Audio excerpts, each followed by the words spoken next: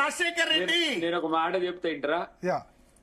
ఆ రోజు జేఏసీగా కోదండ రామ్ గారు కూడా ఆ ఐఎంజీ భారత్ గాని ఇంకోటి ఏంది ఎంఆర్ ప్రాపర్టీస్ రెండు కూడా ఏంటి దాంట్లో లిస్ట్ లో రాసుకొని ఈ భూములు ప్రైవేట్ వ్యక్తులకు చెందొద్దు అని చెప్పిన దగ్గర పర్మిషన్ నువ్విచ్చినా నేనిచ్చినా ఇచ్చిన దాన్ని రిడ్రెస్ చేయమని ఆ రోజు బీఆర్ఎస్ మాట్లాడాల్సిన అవసరం ఉండే. సరే ఇప్పుడు బీఆర్ఎస్ ఆనాటి టీఆర్ఎస్. నేనేమంటున్నా అంటే బయోడైవర్సిటీకి సంబంధించి సుప్రీంకోర్టు గైడ్ లైన్ అని కాదని మేము ఇప్పుడు పోయి చేసేది కొత్తగా ఏం లేదు. ఇప్పుడు మూగ జీవాల పట్లనో వన్యప్రాణుల పట్ల మీకున్న కన్సర్న్ మేము గౌరవిస్తూనే దానికి వినండి అన్న 30 సెకండ్ మీరు ఒక పెద్ద ఆరోపణ చేసినారు. ఆ ఆరోపణ మీకు కూడా క్లారిటీ రావాలని చెప్పి నేను విజ్ఞప్తి చేస్తున్నా. ఈ G2 ద్వారా భరత్ గారి సమక్షంలో let Telangana people know how intellectually bankrupt allegations have been made by none other than the PCC president, none other than the ministers, on the floor of the Gandhi Bhavan, in the floor of the secretariat. అన్నా నీ దండం పెడితే ఇదేనే GO 2008 10th December 2008 నాడు మీరు అంటున్నటువంటి ఒక ఏదైతే my home విహంగాకు సంబంధించిన allocation ఏదైతుందో ఇది రాజశేఖర్ రెడ్డి అలొకేట్ చేసిన ల్యాండ్. ఇది అది కూడా ఎందుకు వచ్చింది అని అంటే వినండి నేను ఈ డాక్యుమెంట్ పంపిస్తా, వాట్సాప్ చేస్తా, మీ నెంబర్ నా దగ్గర ఉన్నది, నేను మీకు వాట్సాప్ చేస్తా, మీరు స్టడీ చేయండి. వాళ్ళు ఏం అధ్యయనం చేయకుండా రేవంత్ రెడ్డి గారు పంపించి పాప మా బల్వూరు వెంకట ఎమ్మెల్సీ ఆయనను పంపించి అక్కడ మై హోమ్ విహంగ దగ్గర ఏదో థియేటర్స్ చేపించినాడు, మహేష్ గౌడ్ గారితో ఏదో మాట్లాడిపించినారు. వాళ్ళకి పూర్తి స్థాయి సమాచారం లేకుండా ఇష్టం వచ్చిన ఆరోపణలు చేస్తే మీరు కాంగ్రెస్ పార్టీ ఇజ్జత్ ఉన్నారు. 30 సెకండ్ అందుకే అంటున్నాను. ఏమంటున్నా అంటే రాజశేఖర్ రెడ్డి అలొకేట్ చేసిన ల్యాండ్ ను బీఆర్ఎస్ అలొకేట్ చేసింది అంటున్నారు. రాజశేఖర్ రెడ్డి కూడా తప్పు చేయలే. ఎందుకు అనంటే ఏదైతే 2300 ఎకరాల భూమి ఏదైతే అలొకేట్ హెచ్సిఎఫ్ చేసినారో అలొకేట్ చేసినటువంటి ఒక ల్యాండ్ లో మధ్యలో లింగమయ్య తర్వాత నవీన్ కుమార్ అని చెప్పి కొనుక్కున్నారో వాళ్లకు సంబంధించిన 25 ఎకరాల భూమి అందులో ఉంటే దానికి హెచ్సిఎఫ్ టేక్ ఓవర్ చేసింది. కాబట్టి in Liu of that take over of that private land ఆ 25 ఎకరాలు బయట ఇచ్చిండ్రు. ఆ 25 ఎకరాలు బయట ఇచ్చిన తర్వాత అతని దగ్గర డెవలప్మెంట్ తీసుకొని మైహోమిహంగా కడితే మీరు తీసుకొచ్చి దాన్ని బీఆర్ఎస్ కంట కడతారు. తప్పైతే మీరు చేసింది అది. మీరు మైహోన్ నాకు అర్థం కావట్లేదు. గాంధీ భవన్ కాదు, మీరు మైహోన్ ప్రొటెక్ట్ చేయండి కానీ I'm not protecting, I'm protecting Rajasekhar Reddy.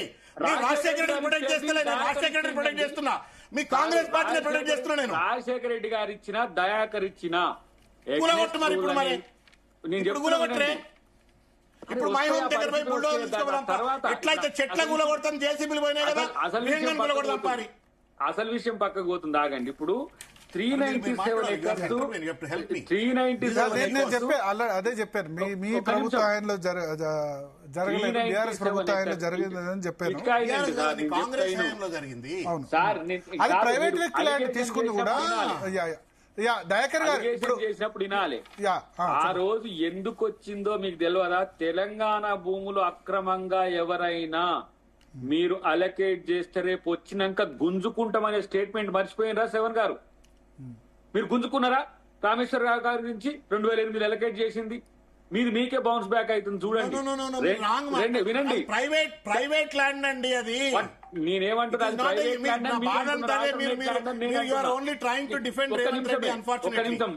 ఇదొక పార్ట్. రెండవది 397 ఎకర్స్ మనం హెచ్సియూకి ఇచ్చింది మీకు తెలుసా? తెలుసు నాకు.